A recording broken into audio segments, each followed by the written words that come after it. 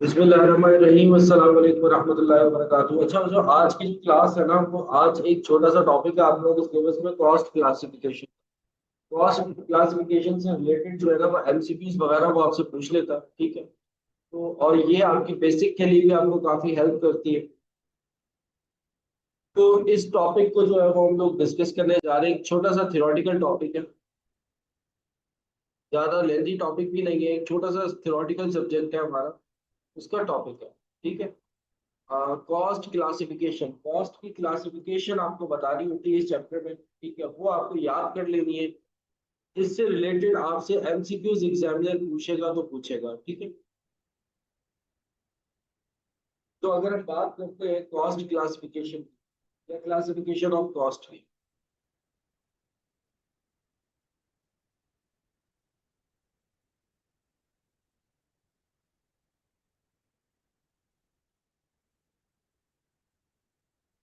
तो बेटा हमारे पास जो क्लासिफिकेशन ऑफ कॉस्ट है, यहाँ पर किन कैटेगरीज में हमने डिवाइड किया है अपनी कॉस्ट को। कॉस्ट को हमने यहाँ पर कुछ कैटेगरीज के अंदर डिवाइड किया, जिसमें हमारे पास सबसे पहले आ जाती है एलिमेंट्स।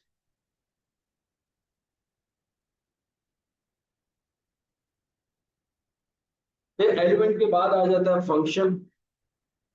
बाय फंक्शन भी हमने कॉस्ट को क्लासिफाई किया है।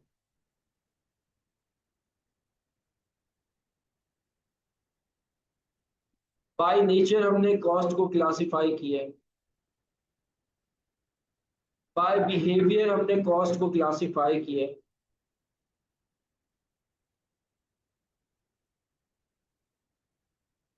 और बाय कंट्रोल हमने कॉस्ट को क्लासिफाई किया है। तो कॉस्ट को जब आप क्लासिफाई करते हो, तो यहाँ पे आपके पास 5 मेथड्स होते हैं जिसमें आप अपनी कॉस्ट को क्लासिफाई कर सकते हो। By element, by functions, by nature, by behaviour और बाय कंट्रोल। अब वन बाय वन हम इसको डिस्कस करेंगे कि बाय एलिमेंट क्या होता है, बाय फंक्शन क्या होता है, बाय नेचर क्या होता है, और बाय बिहेवियर और बाय कंट्रोल क्या होता है। जैसे अगर हम बात करते हैं सबसे पहले कॉस्ट क्लासिफिकेशन की, cost by element. Cost by element.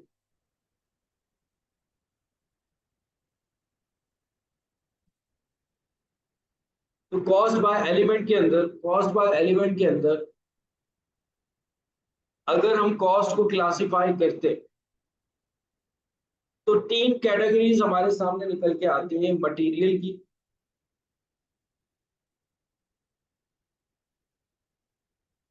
Labour की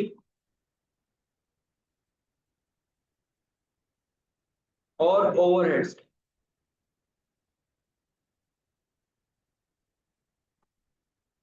तो अगर कॉस्ट के एलिमेंट देखते हैं, यानी कि हमने अगर अपनी कॉस्ट को क्लासिफाई किया है बाय एलिमेंट्स, ठीक है। कॉस्ट की क्लासिफिकेशन जो है वो 5 तरह की होती हैं: एलिमेंट्स, फंक्शंस, नेचर, बिहेवियर और कंट्रोल। वन बाय वन हम इसको डिस्कस कर रहे हैं। एक थ्योरेटिकल पार्ट है बेटा आपके सिलेबस का, जिसमें से एमसीक्यूज आ सकती हैं। तो कॉस्ट बाय एलिमेंट अगर हम इनकी कैटेगरीज करते हैं, तो बाय एलिमेंट हमारे पास 3 तरह की चीजें होती है: मटेरियल, लेबर और अब मटेरियल क्या है, लेबर क्या है और ओवरहेड क्या है, ये आप वैसे तमाम बच्चों को ऑलरेडी पढ़ा होगा, क्योंकि आप लोग पढ़कर आ रहे हो पीछे से। मटेरियल वाइज डिवाइड करते हैं हम कॉस्ट को कि कोई भी एलिमेंट है उसमें 3 कैटेगरीज होती है। कोई भी अगर प्रोडक्ट हम मैन्युफैक्चर कर रहे हैं, तो उसमें 3 एलिमेंट्स शामिल होते हैं। मटेरियल हमारा शामिल होता है, लेबर हमारी शामिल होती है, और ओवरहेड जो है, ओवरहेड हम कहते हैं इनडायरेक्ट एक्सपेंसेस। ओवरहेड हम कहते हैं इनडायरेक्ट एक्सपेंसेस को, जो कि हमारी मैन्युफैक्चरिंग से रिलेट कर रहे हो। Indirect expenses which are related to our manufacturing is called overhead, जो मैन्युफैक्चरिंग से रिलेट कर रहे हो। जैसे सपोज करो एक प्रोडक्ट लैपटॉप है, तो लैपटॉप में आपको पता है कि मटेरियल लगा है। लेबर भी हमारी कहीं ना कहीं इसमें कंज्यूम हुई होगी, लैपटॉप को कंपाइल करने में, मैन्युफैक्चर करने में हमने लेबर का भी यूजेज किया होगा। और ओवरहेड्स यानी कि कुछ ऐसा भी प्रोडक्ट, देखो ओवरहेड्स होते हैं, देखने में तो आपको दो ही एक्सपेंसेस नजर आते हैं कि मेन इसमें मटेरियल लगा होगा और लेबर लगा होगा। कोई भी प्रोडक्ट अगर हम बना रहे होते हैं, कोई भी प्रोडक्ट अगर हम बना रहे होते हैं तो उसमें हमारे पास देखने में तो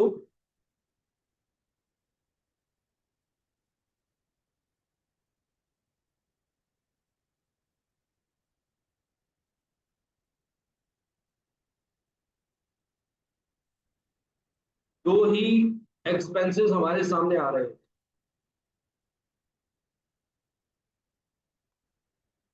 कि एक हमने मटेरियल लगाया होगा, ऑब्वियस सी बात है, और दूसरा हमने क्या लगाया होगा, लेबर। ठीक है। तीसरा क्या होता है, इनडायरेक्ट एक्सपेंसेस होते हैं जो कि सपोर्ट कर रहे होते हैं हमारी मैन्युफैक्चरिंग। जैसे कि जहां पे हमारा प्रोडक्ट तैयार हो रहा है, जिस फैक्ट्री में हमारा प्रोडक्ट तैयार हो रहा है, उसका रेंट भी होगा जो कि हमें पे करना है। उस प्रोडक्ट को तैयार करने के लिए हमारा एसेट, हमारी मशीनरी भी कंज्यूम हो रही होगी, और उस एसेट को या उस मशीनरी को कंज्यूम जब वो कर रहे होंगे तो वो डेप्रिशिएट भी हो रहा होगा।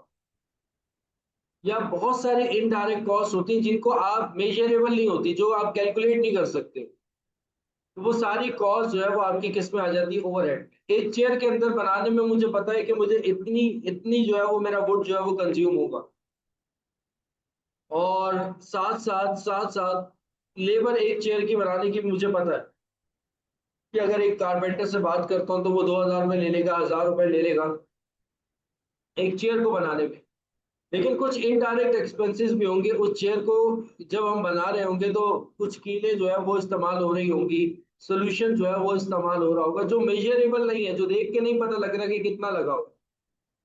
वो सारा का सारा लाई करता है किसके अंदर, ओवरहेड के अंदर। तो अगर हम कॉस्ट को डिवाइड करते हैं बाय एलिमेंट्स, तो हमारे पास तीन तरह की कॉस्ट आ जाती है। एक मटेरियल की कॉस्ट आ जाती है, लेबर की कॉस्ट आ जाती है, और तीसरा क्या आ जाता है, ओवरहेड आ जाता है। यहाँ तक बात क्लियर हो गई आप सब? यहाँ तक बात क्लियर हो गई?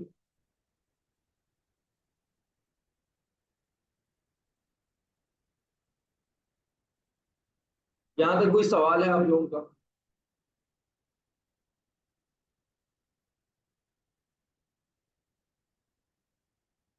क्लियर है? क्लियर। ठीक है। अच्छा, अब आ जाओ, अगर हम बाय फंक्शन डिवाइड करते हैं, क्लासिफिकेशन करते हैं अपनी कॉस्ट की, बाय फंक्शन अगर हम करते हैं कॉस्ट की क्लासिफिकेशन, कॉस्ट बाय फंक्शन।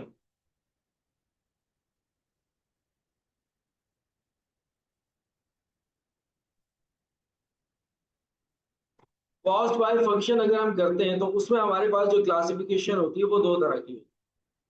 या तो वो प्रोडक्शन होती है, प्रोडक्शन कॉस्ट होती है,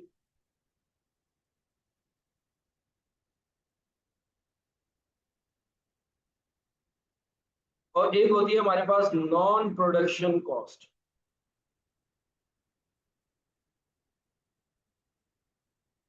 प्रोडक्शन कॉस्ट है और एक नॉन प्रोडक्शन कॉस्ट है। प्रोडक्शन कॉस्ट क्या होती है, जो कि बेटा फैक्ट्री के अंदर, फैक्ट्री के अंदर बहुत सारे हमारे एक्सपेंडिचर्स होते हैं, जिसमें हमारा मटीरियल भी है, लेबर भी है, ओवरहेड भी है, जैसे बाय एलिमेंट्स हमने पढ़ा हो। तो ये सारी बेसिकली क्या है, हमारी प्रोडक्शन कॉस्ट है।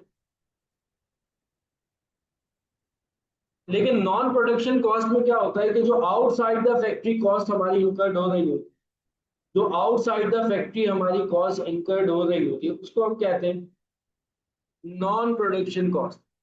जैसे कि फाइनेंस डिपार्टमेंट की सैलरी,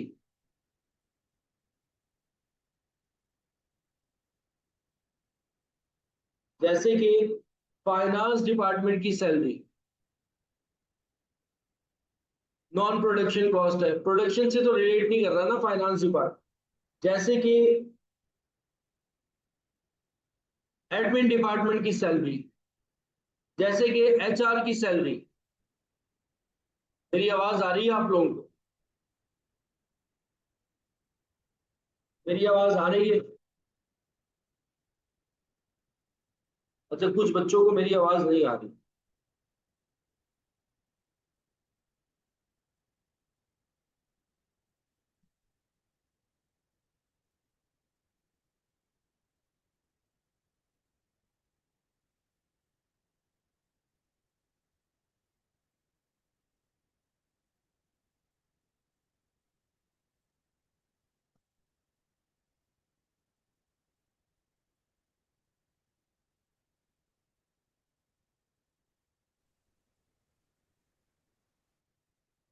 जी आवाज आ रही है साइमा, आपको आवाज आ रही है?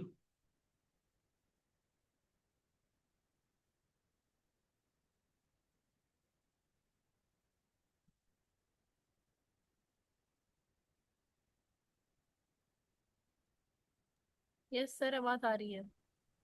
ठीक है जी।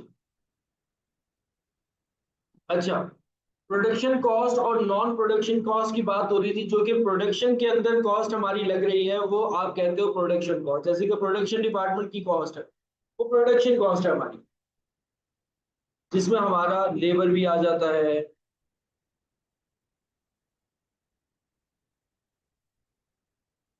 मटेरियल भी आ जाता है, फैक्ट्री रेंट भी आ जाता है, और भी बहुत सारी कॉस्ट होती है, जो कि मशीनरी का डेप्रिसिएशन आ जाता है।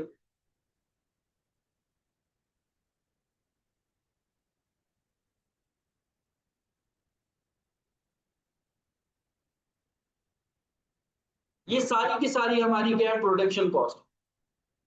लेकिन अगर हम बात करते हैं नॉन प्रोडक्शन कॉस्ट की, मतलब का जिनका रिलेशन जो है वो प्रोडक्शन के साथ नहीं होता, जैसे कि फाइनेंस डिपार्टमेंट की सैलरी,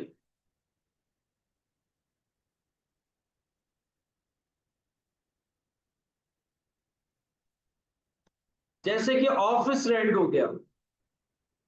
देखो, एक है फैक्ट्री रेंट, वो तो प्रोडक्शन के लिए काम कर रहा है। लेकिन है एक ऑफिस रेंट, वो जो है वो कॉस्ट आपकी किसके अंदर आ जाएगी, नॉन प्रोडक्शन डिपार्टमेंट में। जैसे कि सेल्स सैलरी हो गई, प्रोडक्शन थोड़ी कर रही है सेल्स, तो ये नॉन प्रोडक्शन कॉस्ट होगी। या जैसे कि मार्केटिंग सैलरी,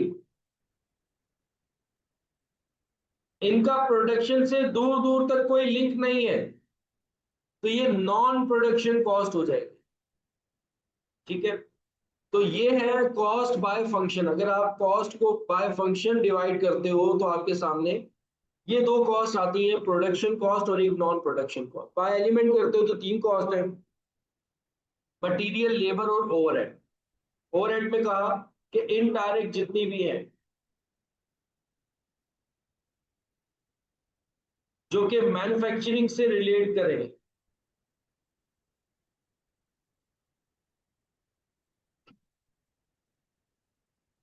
वो ओवरहेड है। और कॉस्ट बाय प्रोडक्शन के अंदर दो कॉस्ट है, प्रोडक्शन कॉस्ट है और नॉन प्रोडक्शन कॉस्ट है, cost by function.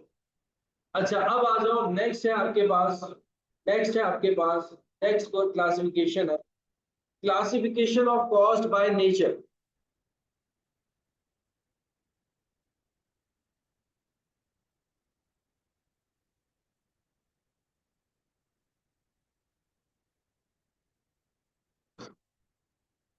By nature अगर हम बात करते हैं, बाय नेचर हम बात करते हैं तो दो कॉस्ट होती है। एक होती है डायरेक्ट कॉस्ट,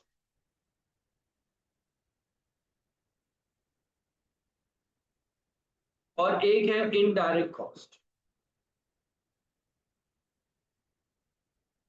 एक है डायरेक्ट कॉस्ट और एक है इनडायरेक्ट कॉस्ट।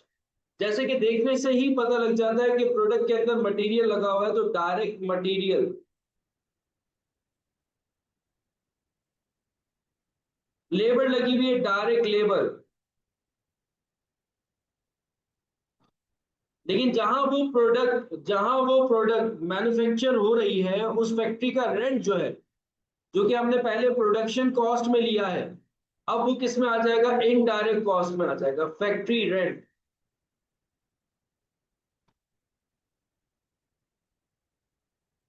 जैसे कि डेप्रिसिएशन मशीनरी का,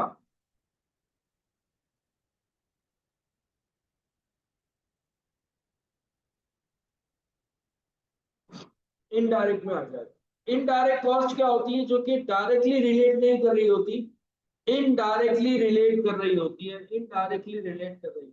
देखने में आपको लगता है कि मटेरियल और लेबर ही लगा हुआ है, लेकिन इनडायरेक्ट मटेरियल भी लगता है। आपको पता है कि इनडायरेक्ट मटेरियल भी लगता है। जैसे मैंने आपको एक चेयर की एग्जांपल दी थी, एक चेयर में एक आपकी वुड जो है वो यूज हो रही है, लेकिन उस चेयर के अंदर सोल्यूशन भी तो यूज हो रहा है। उस चेयर के अंदर पेंट वर्क भी है, उस चेयर के अंदर जो है वो कीलों से उसको जोड़ा भी जा रहा है, तो वो सारा इनडायरेक्ट मटेरियल के अंदर काउंट करेगा। जैसे डायरेक्ट लेबर हमारे पास अगर चेयर की बात करें तो कारपेंटर की सैलरी जो है वो डायरेक्ट लेबर है, लेकिन कुछ इनडायरेक्ट लेबर भी यूज हो रही होगी।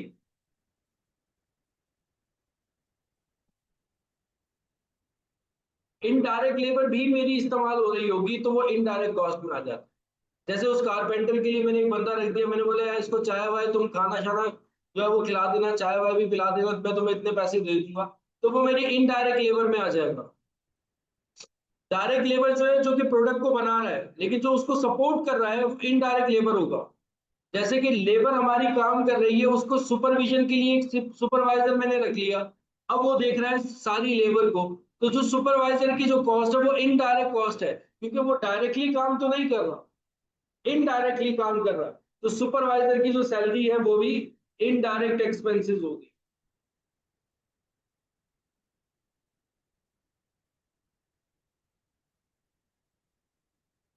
तो ये होती है डायरेक्ट कॉस्ट और इनडायरेक्ट कॉस्ट। डायरेक्ट कॉस्ट वो होती है जो कि मेजरेबल होती है, डायरेक्टली देख के आप बता सकते हो, लेकिन इनडायरेक्ट कॉस्ट होती है वो आपकी मेजरेबल नहीं होती, वो मेजरेबल नहीं होती। बाय नेचर दो क्लासिफिकेशन है। फिर उसके बाद बात करते हैं बाय बिहेवियर। अच्छा ये जो है ना बेटा, ये इंपॉर्टेंट पार्ट है जो अब आने जा रहा है, इसमें से एमसीक्यूज आ जाता है और ये आगे चल के बड़ा काम है। Cost by behaviour.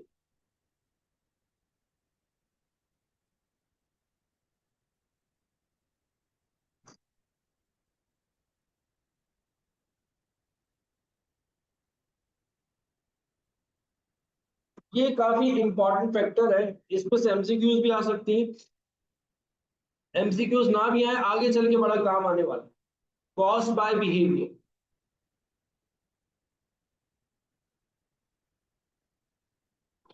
जी बेटा पीडीएफ में शेयर कर दूंगा। अब कॉस्ट बाय बिहेवियर में आपके पास जो है कुछ बुक्स के अंदर तीन कॉस्ट है और कुछ बुक्स के अंदर चार कॉस्ट। पहली है variable,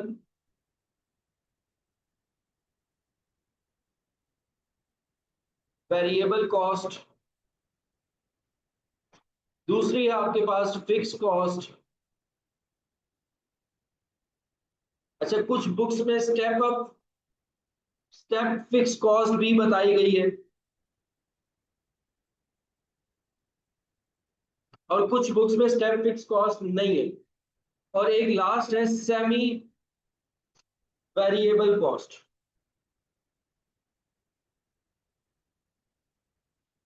cost by behaviour, cost by behaviour basically हमारे पास तीन कॉस्ट होती है, वेरिएबल कॉस्ट, फिक्स कॉस्ट और सेमी वेरिएबल कॉस्ट, लेकिन कुछ बुक्स में स्टेप फिक्स कॉस्ट भी है। चारों को हम लोग डिस्कस करते हैं कि क्या होता है इसके।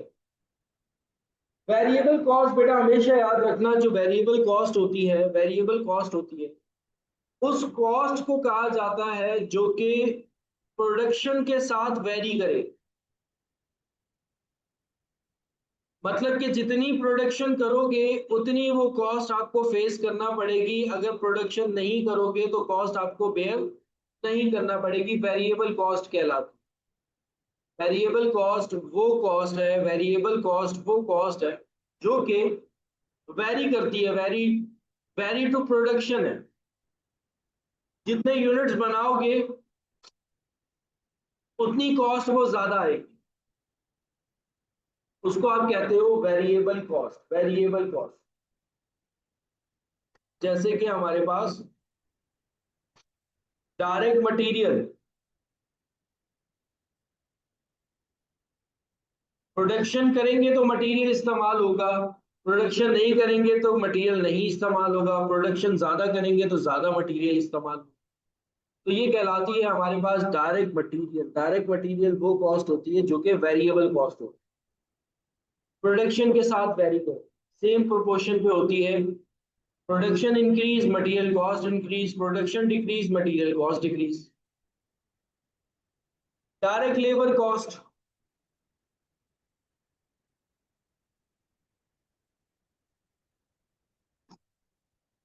ये भी हमारी क्या है, वेरिएबल कॉस्ट है कि प्रोडक्शन करेंगे तो लेबर हायर करना पड़ेगी, उससे काम करवाएंगे, प्रोडक्शन नहीं करेंगे तो लेबर को पेमेंट नहीं करना पड़ेगी, तो ये डायरेक्ट लेबर कॉस्ट है। तो ये हमारी कहलाती है वेरिएबल कॉस्ट। अच्छा, वेरिएबल कॉस्ट की बेटा करेक्टरिस्टिक्स याद रखिएगा, ये बड़ी इंपॉर्टेंट बात बता रहा हूँ, आगे चल के बहुत ज्यादा काम आएगी।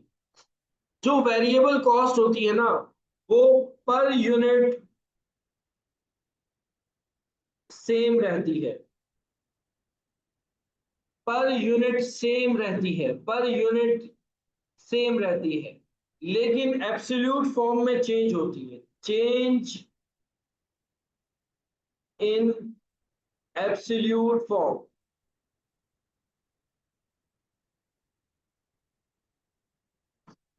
डायरेक्ट लेबर या डायरेक्ट मटेरियल पर यूनिट जो है वो सेम रहेगा, लेकिन एब्सोल्यूट फॉर्म यानी कि टोटल के अंदर चेंज होता रहेगा।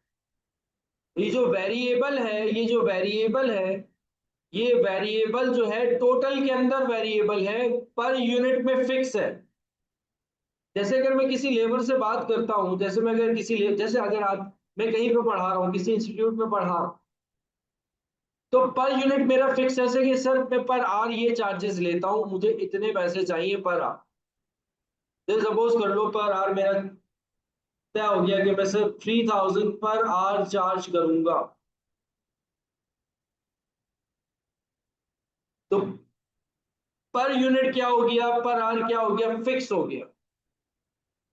अगर मैं 3 आवर्स पढ़ाता हूं तो 9000 होगा, अगर मैं 4 आवर्स पढ़ाता हूं तो 12000 होगा। यानी कि एब्सोल्यूट अमाउंट क्या हो रही है, चेंज हो रही है। तो वेरिएबल कॉस्ट को वेरिएबल कॉस्ट इस वजह से कहा जाता है क्योंकि ये अपने टोटल के अंदर जब जाती है तो चेंज होती है। वो डिपेंड करती है कि नंबर ऑफ यूनिट्स आप कितने मैन्युफैक्चर कर रहे हैं।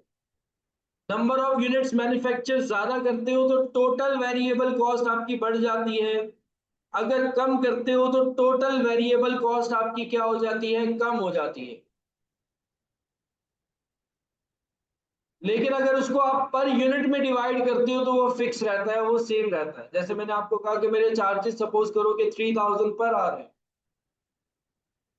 तो अब मैं 3000 पर आर ले रहा हूं, यानी कि पर आर मैंने अपने आप को क्या कर दिया है, फिक्स कर दिया है, कांस्टेंट कर दिया है। लेकिन अगर मैं टोटल्स में जाऊंगा, टोटल में जाऊंगा, एब्सोल्यूट फॉर्म में जाऊंगा, जितने घंटे में पढ़ाऊंगा तो उतनी मेरी सैलरी बनेगी या उतनी मेरी कॉस्ट आएगी, इंस्टीट्यूट को मुझे पे करना पड़ेगा। तो जो वेरिएबल कॉस्ट है टोटल में देखो 9000 से 12000 हो रही है, अगर मैं 5 आवर्स पढ़ाता हूँ तो फिर मैं कितने चार्ज करूंगा, 15000 चार्ज करूंगा। तो ये टोटल के अंदर जाकर के क्या हो रही है, वेरी कर रही है, इसलिए आप इसको वेरिएबल कॉस्ट कहते हो। तो वेरिएबल कॉस्ट जो रिलेटिव फॉर्म में होती है अपने, यानी कि पर यूनिट फॉर्म में होती है या पर केजी में होती है, पर आर में होती है, वो फिक्स होती है, वो चेंज नहीं होती, ये बात याद रखिए। लेकिन अपने टोटल फॉर्म में, एब्सोल्यूट फॉर्म में क्या होती है, चेंज होती है। वो डिपेंड करता है प्रोडक्शन के ऊपर। ये बात क्लियर हुई वेरिएबल कॉस्ट की? वेरिएबल कॉस्ट की सबको बात क्लियर हो गई?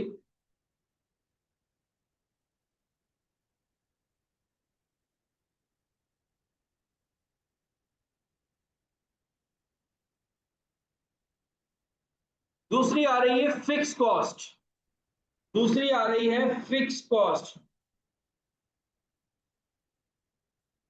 अब ये जो फिक्स कॉस्ट है, अब ये जो फिक्स कॉस्ट है बेटा, ये जो है ये फिक्स है, ये चेंज नहीं होती। जैसे फैक्ट्री का रेंट हो गया, जैसे कि फैक्ट्री का रेंट हो गया, ये फिक्स है।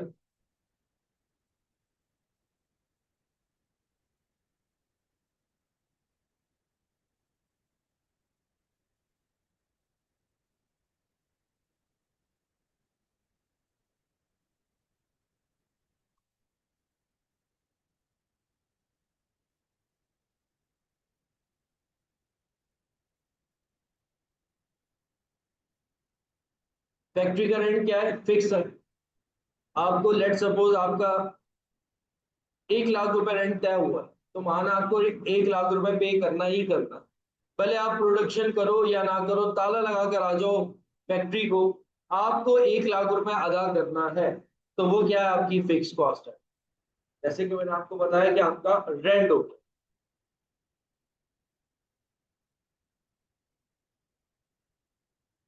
कुछ आपकी फिक्स लेबर होती है,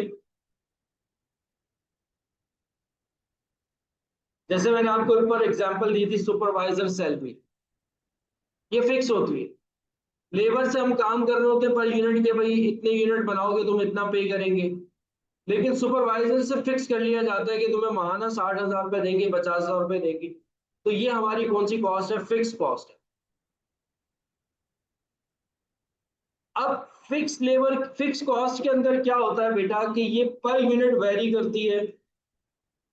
इसकी करेक्टरिस्टिक्स अगर देखें ना, तो ये पर यूनिट चेंज होती है, कांस्टेंट नहीं रहती,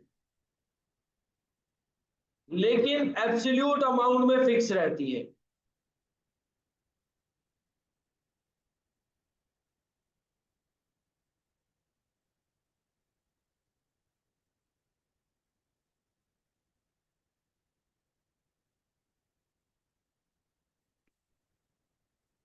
एब्सोल्यूट अमाउंट में क्या रहती है, ये फिक्स रहती है, पर यूनिट में क्या होती है, चेंज होती है। जैसे एब्सोल्यूट अमाउंट में मेरा रेंट तय हो गया 1 लाख, यानी टोटल में क्या है, अब ये 1 लाख ही रहेगा। पहले महीने भी 1 लाख रहेगा, दूसरे महीने भी 1 लाख रहेगा, तीसरे महीने भी 1 लाख रहेगा, चेंज नहीं हो रहा। एब्सोल्यूट अमाउंट में क्या है, फिक्स है। लेकिन पर यूनिट में ये क्या हो जाएगा, चेंज हो जाएगा। लेट सपोज अगर मैं 10,000 यूनिट्स बनाता हूँ, तो पर यूनिट जो मेरी कॉस्ट आएगी वो कितनी आएगी, 1,000 आएगी, सॉरी 10,000 आएगी। अगर मैं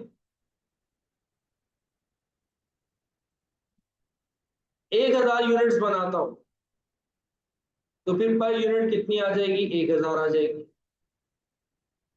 तो पर यूनिट में क्या हो रहा है बेटा, ये चेंज हो रहा है। हमेशा याद रखना, फिक्स कॉस्ट जो होती है वो आपकी पर यूनिट चेंज होती है, लेकिन एब्सोल्यूट अमाउंट के अंदर क्या रहती है, वो कांस्टेंट है।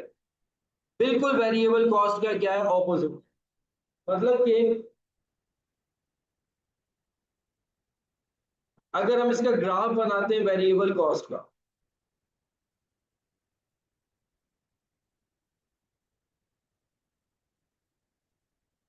एब्सोल्यूट फॉर्म में हमारी वेरिएबल कॉस्ट क्या रहेगी, राइज करेगी। प्रोडक्शन अगर इंक्रीज हुई, 1 2 3 4 प्रोडक्शन अगर इंक्रीज होगी, तो वेरिएबल कॉस्ट हमारी क्या करेगी, राइज करेगी। लेकिन हमारी जो फिक्स कॉस्ट होगी वो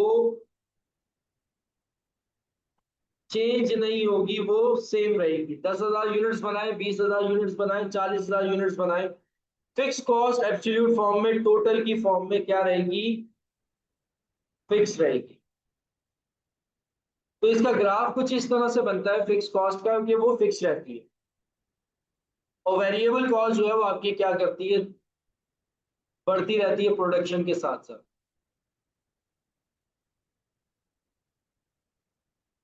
क्लियर है यहाँ तक बात, समझ में आ गया? यहाँ तक किसी का कोई सवाल हो?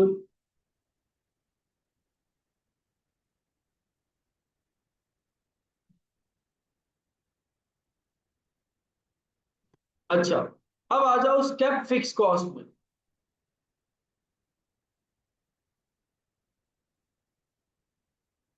स्टेप फिक्स कॉस्ट किसे कहते हो आप? स्टेप फिक्स कॉस्ट क्या होती है बेटा, ये भी कांस्टेंट होती है, ये भी फिक्स रहती है। लेकिन ना कुछ ऐसे बात हो, एक फिक्स कॉस्ट है आपकी, मेरा फैक्ट्री का रेंट, ये आप एग्जांपल लो कि मेरा तय हुआ फैक्ट्री का रेंट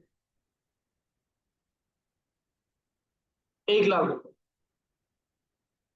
1 साल के लिए। 1 साल बाद 10% उसके अंदर इंक्रीज आएगा,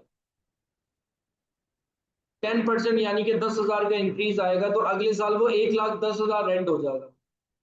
तो जो फिक्स कॉस्ट है आपकी, फिक्स कॉस्ट है, आगे चलकर चेंज हो रही है, स्टेप फिक्स कॉस्ट में आ रही है, यानी कि 10,000 इंक्रीज हो रहा है। तो अगले पूरे साल फिर वो 1,10,000 रहेगा, यानी कि वो फिक्स रहेगा। तो इसे आप कहते हो स्टेप फिक्स कॉस्ट, यानी कि फिक्स कॉस्ट के अंदर थोड़ा सा चेंज आता है, फिर आकर वो चेंज फिक्स हो जाता है। जैसे एग्जांपल लो कि शॉप है मेरी, उसका रेंट मैं पे करता हूँ। कॉस्मेटिक की शॉप ले लो, उसका रेंट मैं पे कर रहा हूँ 20,000। लेकिन जैसे ही रमजान आते हैं तो आगे मैं एक स्टॉल लगा लेता हूँ, और उस स्टॉल का खर्चा जो है वो 5,000 आ जाता है। तो अब मेरी फिक्स कॉस्ट कितनी हो गई? 25,000 हो गई। इसको आप कहते हो स्टेप फिक्स कॉस्ट। ये तो आपकी फिक्स कॉस्ट के अंदर ही कहीं ना कहीं कभी कभार इजाफा आ जाता है किसी वजह से। आप अपनी कॉस्ट को बढ़ाना चाहते हो, आप अपनी प्रोडक्शन को बढ़ाना चाहते हो, तो इसे आप कहते हो स्टेप फिक्स कॉस्ट। इसका जो ग्राफ बनता है ना, वो इस तरह से बनता है। मतलब एक स्ट्रेट लाइन आती है, फिर उसके बाद दोबारा बढ़ जाता है, फिर स्ट्रेट लाइन आती है, फिर दोबारा बढ़ जाता है, फिर स्ट्रेट लाइन आती है, फिर दोबारा बढ़ जाता है। इस तरीके से आपका चलता है स्टेप फिक्स कॉस्ट। तो बहरहाल कुछ बुक्स कंसीडर इसको फिक्स कॉस्ट में ही करती है, और कुछ बुक्स कहती है कि स्टेप फिक्स कॉस्ट एक अलग कॉस्ट।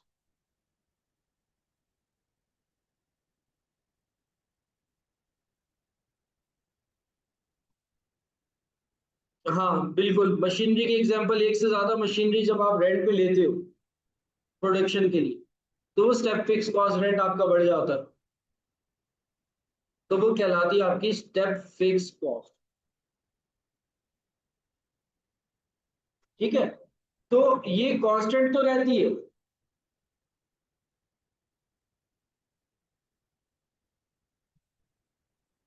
कांस्टेंट तो रहती है, बट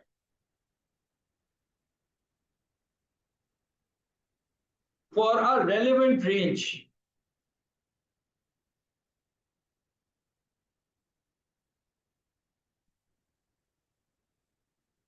उसके बाद आकर वो दोबारा से चेंज हो जाती है, फिर वो कांस्टेंट रहती है, फिर उसके बाद दोबारा से चेंज होती है।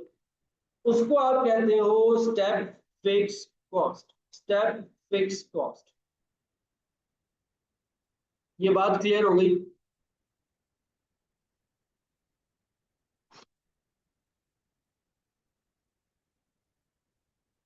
स्टेप फिक्स कॉस्ट में बेटा किसी का कोई सवाल?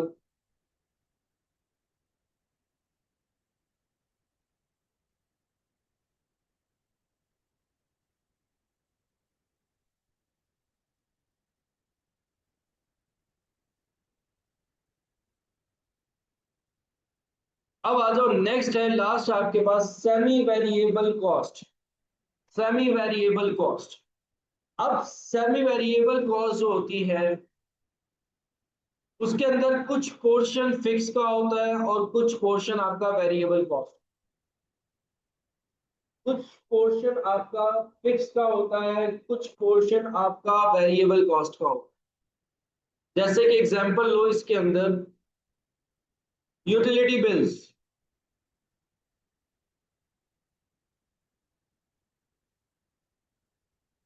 अब एक बिल आता है मेरे पास इलेक्ट्रिसिटी का, कि इलेक्ट्रिक का बिल ले लो, आपदा का बिल ले लो। उसमें कुछ पोर्शन जो है वो,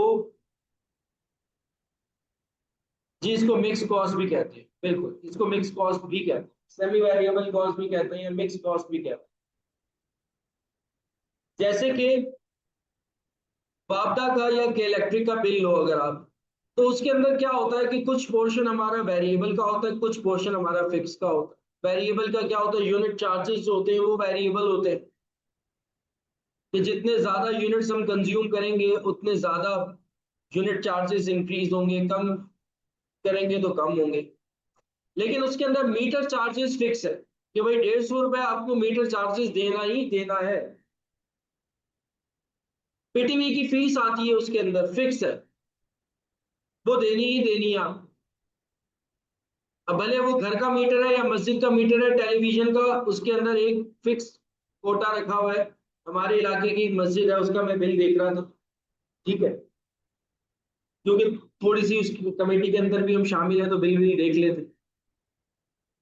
तो बड़ा अप्लाई किया कि इलेक्ट्रिक के अंदर के भाई ये मस्जिद है, खुदा का वास्ता है, टेलीविजन के जो चार्जेस आप लोगों ने इस पर लगा के रखे हुए इसको हटा दो। नहीं हटा रहे हो, और वो फिक्स है, वो अदा करने हैं। तो वो जो टेलीविजन चार्जेस है या जो मीटर चार्जेस है वो फिक्स है हमारे, और जो यूनिट कॉस्ट है वो क्या है, वेरिएबल है। तो जो यूटिलिटी बिल्स हैं वो आ जाते हैं हमारी किस कैटेगरी के अंदर, बाय बिहेवियर में, सेमी वेरिएबल कॉस्ट के अंदर। जैसे एक रेस्टोरेंट में वहां पे खाना खाने गया था फैमिली के साथ। तो जब बिल आया ना, बिल आने के बाद मैंने देखा बिल के अंदर जो है ना वो तकरीबन जो है वो बिल बना था, तकरीबन 8,000 का वो बिल बना था। उस 8,000 के अंदर ना उसने 7,000 तो जो हमने खाना पीना किया था, जो खर्चा वर्चा किया था खाने का, वो चार्जेस थे जो कि वेरिएबल चार्जेस है। जितना खाएंगे उतना चार्जेस ऐड होते रहेंगे। लेकिन 1,000 उसने सर्विस कॉस्ट जो थी ना वो अपनी फिक्स कर रखी थी कि सर हमारी सर्विस कॉस्ट 1,000 है। यहाँ पर आप बैठेंगे, आपको सर्विस मिलेगी, इतने अच्छे माहौल में आप बैठे हुए हो, तो उसके हम चार्जेस आपसे ले रहे हैं 1,000।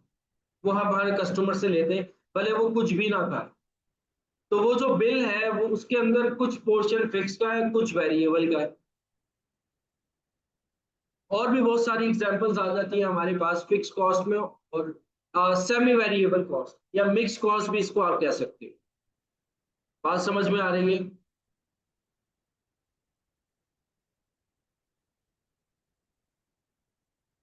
यहाँ तक बात क्लियर हो गई?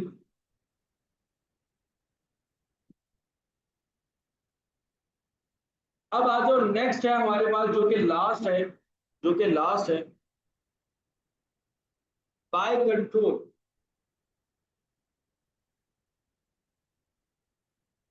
Cost by control.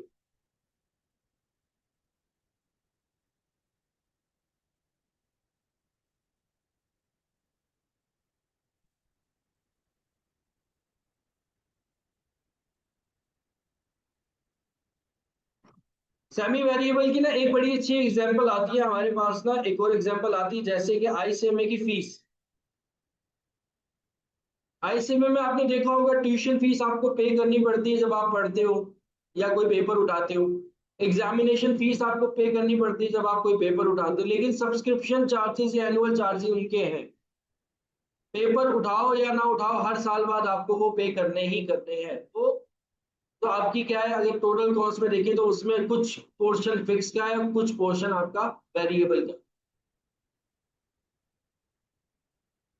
Cost by control के अंदर हमारे पास आती है कंट्रोलेबल कॉस्ट और अनकंट्रोलेबल कॉस्ट।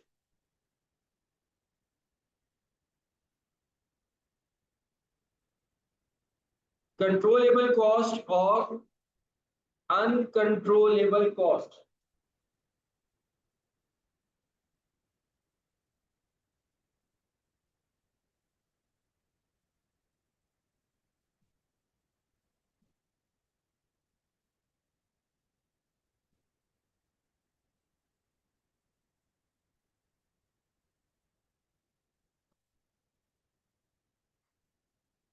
अब कंट्रोलेबल और अनकंट्रोलेबल कॉस्ट कौन सी होती है बेटा? वो कॉस्ट होती है जो कि हमारे कंट्रोल में है, जो मैनेजमेंट के कंट्रोल में है, उसको आप कहते हो कंट्रोलेबल कॉस्ट, जो कि मैनेजमेंट के कंट्रोल में रहे, जिनको मैनेजमेंट कंट्रोल कर सकती है।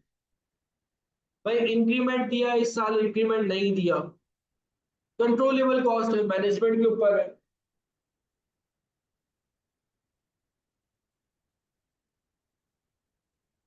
Those costs which can be influenced by management decisions and actions, तो वो कंट्रोलेबल है। लेकिन कुछ अनकंट्रोलेबल कॉस्ट भी होती है, कुछ अनकंट्रोलेबल कॉस्ट भी होती है जो कि मैनेजमेंट की डिसीजन से अफेक्ट नहीं करती। आप कुछ भी कर लो, आप कुछ भी कर लो, वो कॉस्ट आपको फेस करना पड़ती है। जैसे कि लेट सपोज आग लग गई और आपकी इन्वेंट्री जल गई, तो ये अनकंट्रोलेबल कॉस्ट है, आपका इसमें कुछ है ही नहीं, आप कुछ नहीं कर सकते थे, तो वो अनकंट्रोलेबल में आ जाती है। जैसे इंक्रीमेंट रोक सकते हो, मैनेजमेंट के डिसीजन का इफेक्ट आ रहा है इस पर, वो कंट्रोलेबल है। लेकिन कुछ अनकंट्रोलेबल कॉस्ट भी है जिनको आप कुछ भी नहीं कर सकते। जो मैनेजर होता है वो रिस्पॉन्सिबल होता है कंट्रोलेबल कॉस्ट का, अनकंट्रोलेबल कॉस्ट का रिस्पॉन्सिबल मैनेजर नहीं होता, क्योंकि वो उसके डिसीजन पे डिपेंड ही नहीं करती।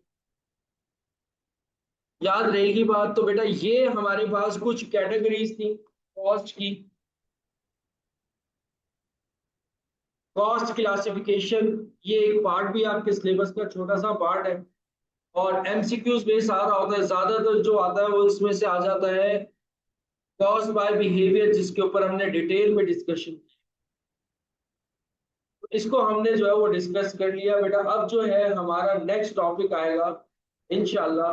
अब जो हमारी क्लास होती है सैटरडे संडे वही क्लास होगी। ये दो क्लासेस मैंने रखी थी, वो इस वजह से रखी थी क्योंकि वो 9-10 मुहर्रम के अंदर जो है वो मैं क्लास ले नहीं पाया था। ठीक है, इस वजह से मैंने एक एक्स्ट्रा क्लास इस टाइम तकरीबन 11:30 बजे रखी थी। तो अब जो है हम डिस्कस करेंगे नेक्स्ट क्लास में इंशाल्लाह कॉस्ट बिहेवियर को। आपका चैप्टर स्टार्ट होगा कॉस्ट बिहेवियर, वो भी एक छोटा सा चैप्टर है जिसको इंशाल्लाह ताला हम लोग पढ़ेंगे। ये समझ लो कि आपका चैप्टर नंबर 1 था, कॉस्ट क्लासिफिकेशन। अब कॉस्ट बिहेवियर को पढ़ेंगे, उसमें से भी कुछ क्वेश्चंस कभी कभार आ जाते हैं, एमसीक्यूज आते हैं, तो उसको हम करेंगे। कुछ पास पेपर्स को भी हम कवरेज लेने की कोशिश करेंगे। एक टॉपिक हमारा कॉस्ट बिहेवियर का जब निकल जाएगा, कॉस्ट बिहेवियर का जब हमारा ये टॉपिक निकल जाएगा, तो फिर इंशाल्लाह ताला आगे के जितने भी टॉपिक्स होंगे वो सारे के सारे इंपॉर्टेंट, जैसे कि job order costing, process costing, labour costing, overhead costing. तो अब एक टॉपिक हमारा रह गया, एक क्लास रह गई है, वो एमसीक्यूज बेस्ड क्लास होगी समझ लो।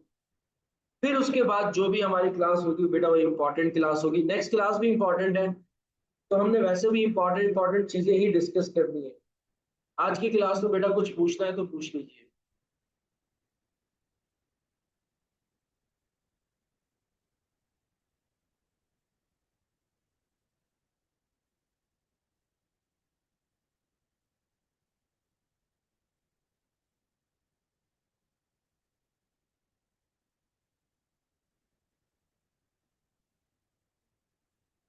सबको क्लियर हो गया? सही। तो फिर बेटा आज के लिए इतना काफी है। ठीक है, अपना ख्याल रखिएगा, मुझे दुआओं में याद रखिएगा। अल्लाह हाफिज।